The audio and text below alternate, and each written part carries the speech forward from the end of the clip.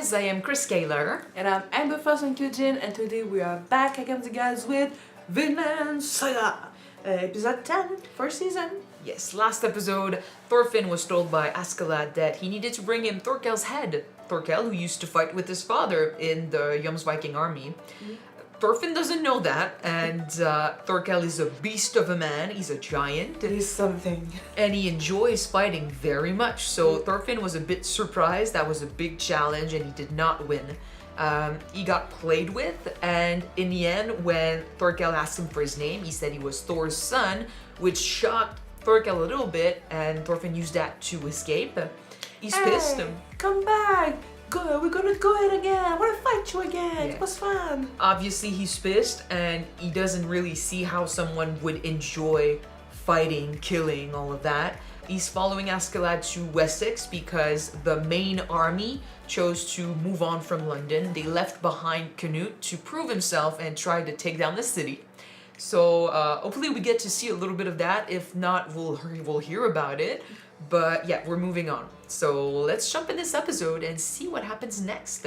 Don't forget to subscribe if you want to see more of these episodes, and check out our Patreon for the full-length reactions. Alright, let's go. Ooh, So we are gonna stay with Canute. I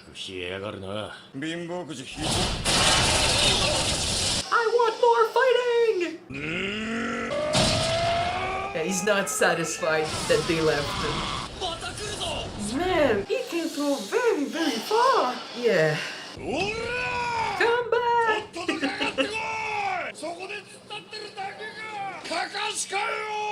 After this, yes. God damn. Look, I'm sending them back to you. You really want to attack after seeing this?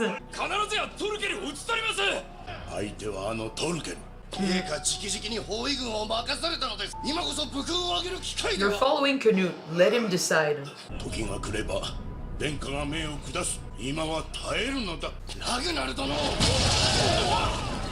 I'm expecting Canute to be really smart. We'll see.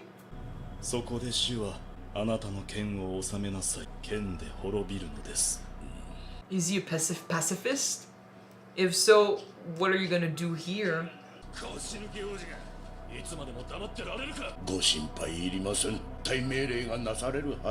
Yeah, but he wants to follow his religion, which I understand, but against everyone else that wants to fight.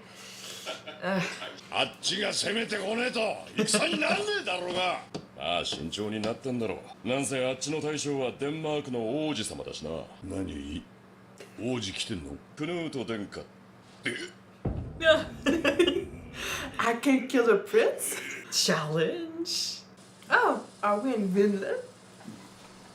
Oh, a little flashback. Or I mean, he's in his memories. The only place where he can get some peace, I think. You could go back to them, you know? Then is the nightmare gonna take over?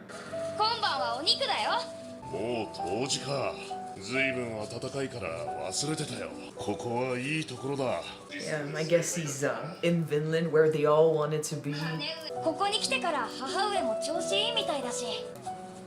That's not realistic if they are in Canada and this is supposed to be winter. Well, he's not doing that now. Louder for the people in the back, please.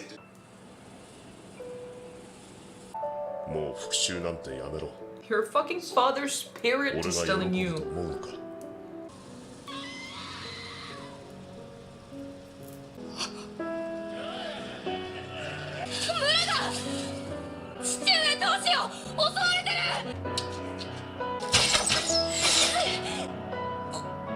It's like, while you're trying to achieve your revenge, you're not there for your family if they need your help. But then it's the cycle, like, see, he still gets hurt, so he still sees that in his dream.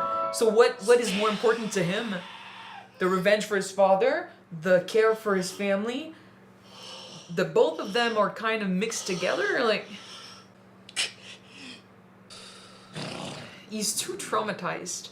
But I mean, he has that thought of going back home, for sure. 俺の国じゃ暖かくて草原が波打って Just to run them. And he's spreading so much death everywhere too for that revenge. Oh. 何考えてんだろうな。もう冬になるぜ。本体はとっくに北に引き上げちまった。こんなしけた村つまんでる。帰ろうってことなんだろう。もっとでかい町を襲おうぜ。バカか。100人ばかしで何ができるってんだよ。 And Thorfinn. 今バカっつったかおい。聞こえたか。なんだとてめえ。に期待しようや。あるかね来年が。俺たちはもう10年もイングランドを荒らし回ってんだぜ。イングランド王も国外に逃げたっていうじゃねえか。もうこりゃデンマーク王の勝ちだよ。戦は終わりだ。まだ早いんじゃねえの。あのトルケルがいるぜ。 But he's keeping an empty city running. 確かに強えけど俺らと同じノルド人だぜ。 True. 死に体のイングランドをいつ見限ってもおかしくね。 No, they are about It's to just, die. it's just that to have a challenge. Yeah. またか。理由はなんだ。 He called him a idiot. Yeah, stupid. Doesn't take much for these guys. 後でちゃんとアシュラッドに報告しとけよ。 Another Tuesday. Yeah, it's a different reality. One with which he doesn't connect. 豊かな土地だ。夢に出てきた土地に似てる。アイスランドとはえらい違いだ。雪が積もり始めているだろうな。 He's really thinking about going back, and I wish he would. But if he goes back, will he still think about death of his Yeah. father and his revenge? This is too strong for him to just forget about. 早起きだな。トルフィ。 A little one-on-one discussion away from the crowds where they can speak their あい minds. つらが騒がしくて眠れないか。勘弁してやれや。ここんとこ行軍ばかりであいつらもイラついてたからな。ああして気晴らしせんと。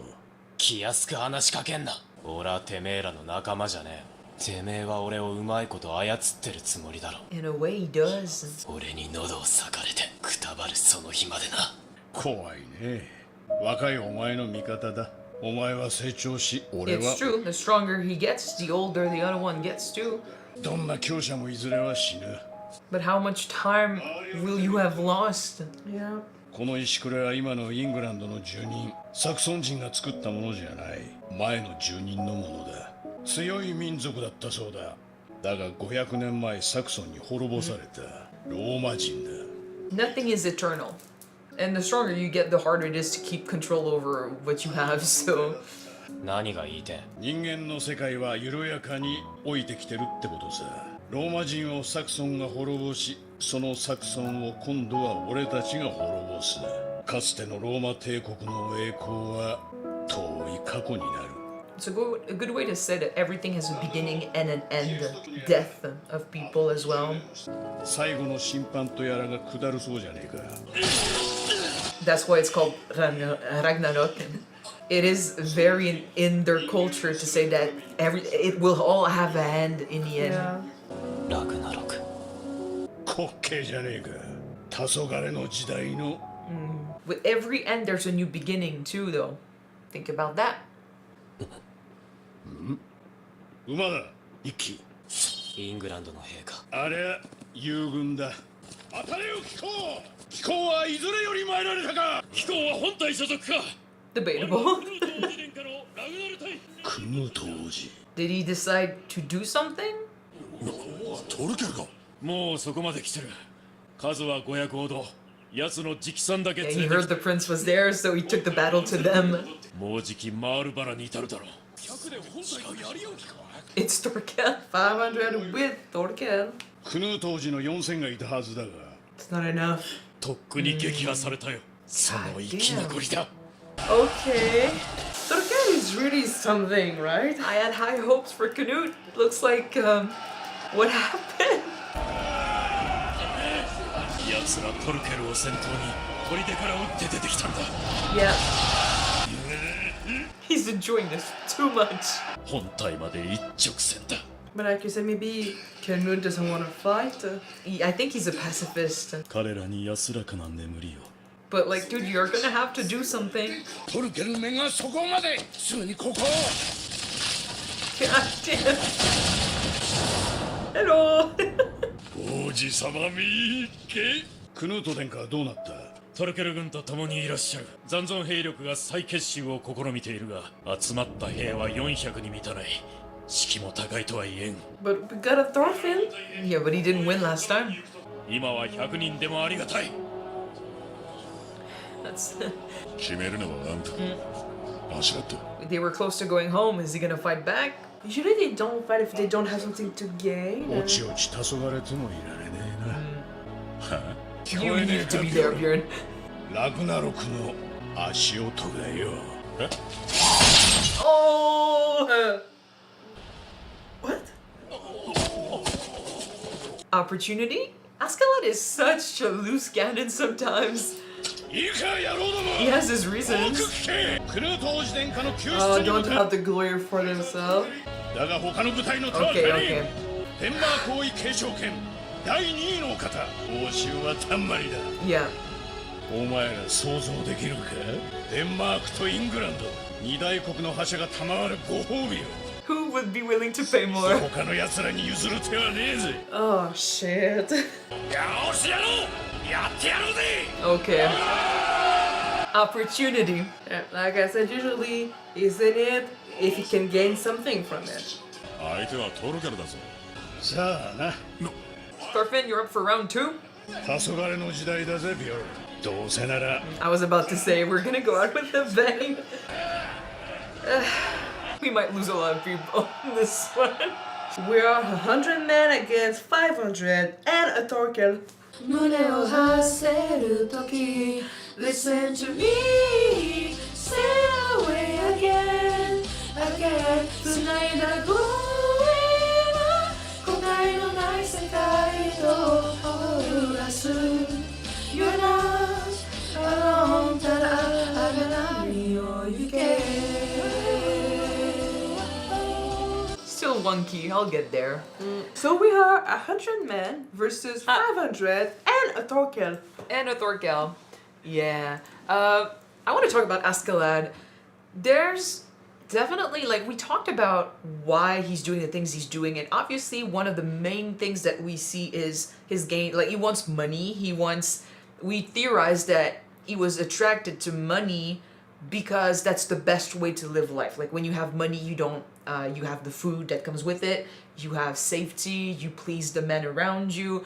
This is definitely a big part of who he is, but the other part, the one that he doesn't show often, especially to his guys, it's the part of him that I think values a warrior's way of fighting, his strength, the one that met Thor's and was in awe with this man's understanding of life, understanding of the way of fighting.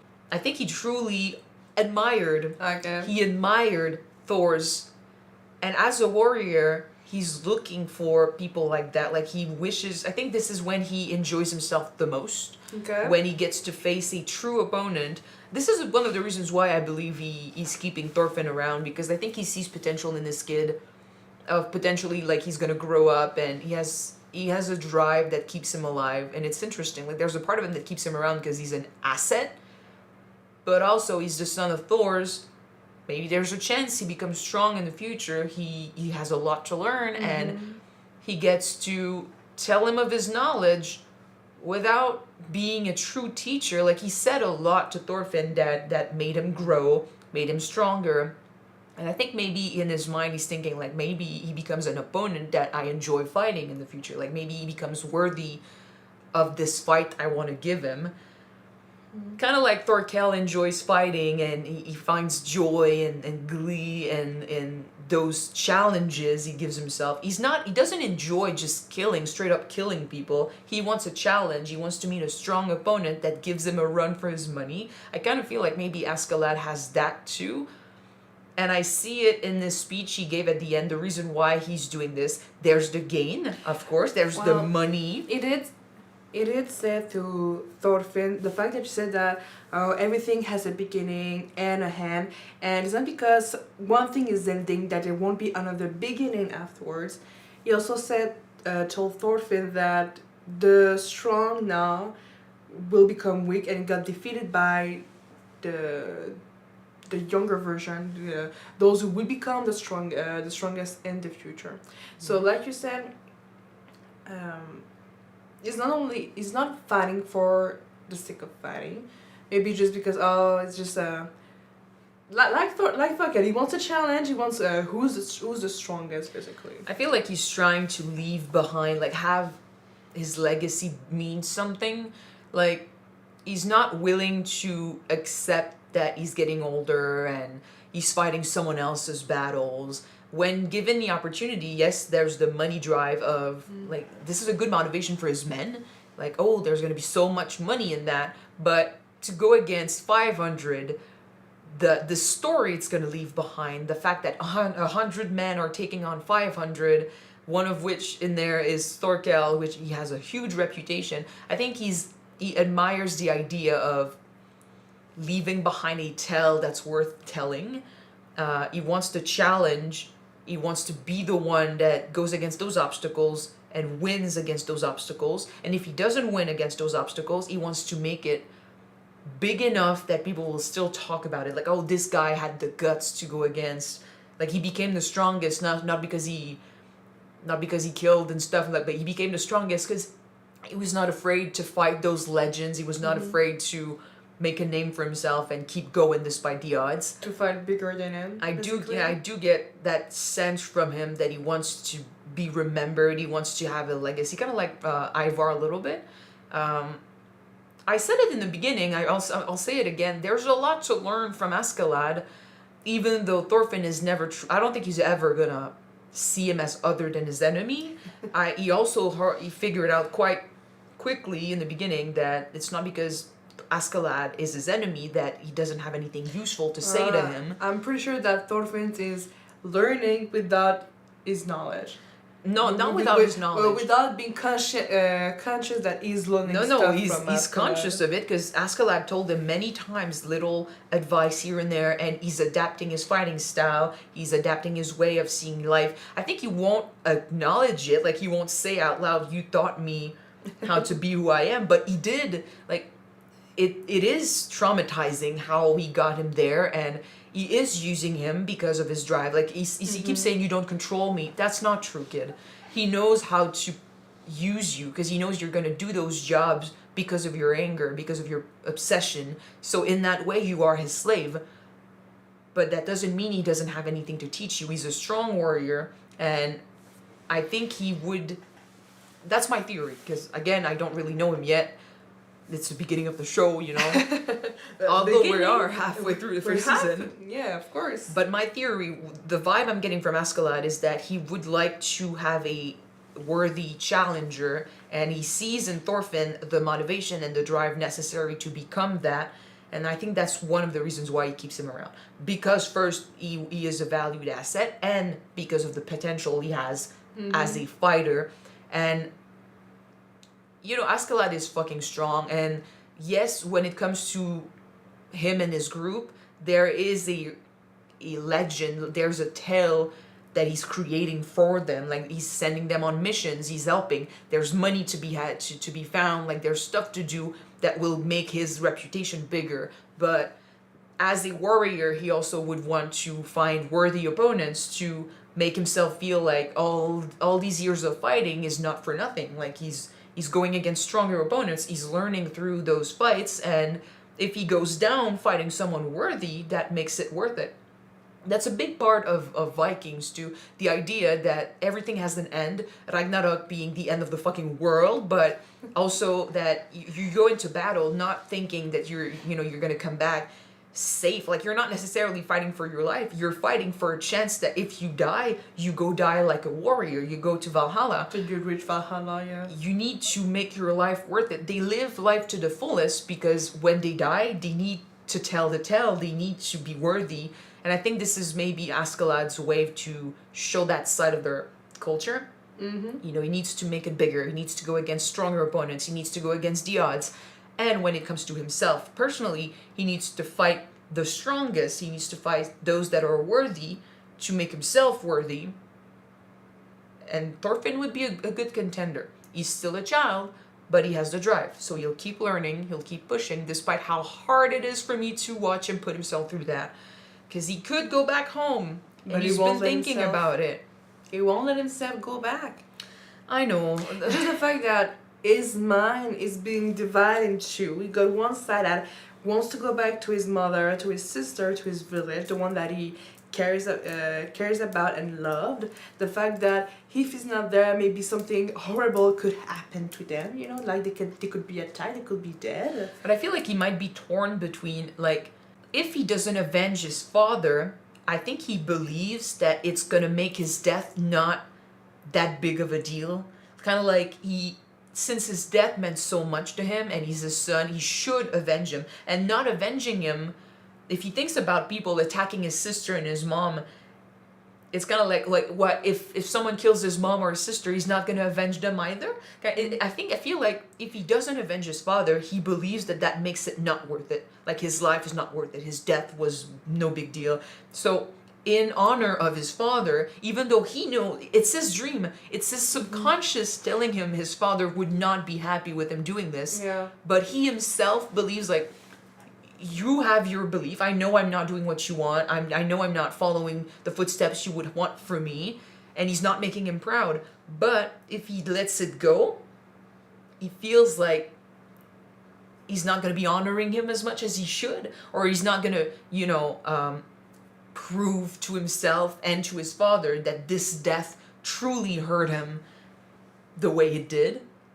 Kind of like, oh, I can let that go whenever, it's not that big. No, he's dreaming about it every night. It's tainting his vision of a nice place. Like, he cannot be at peace because he keeps remembering that. You It's think that huge. A part of his mind is thinking that if I do not avenge my father and I just go back home, I won't be able to look my mom and my sister in the face. Maybe that too. And they will judge me because I did not avenge father.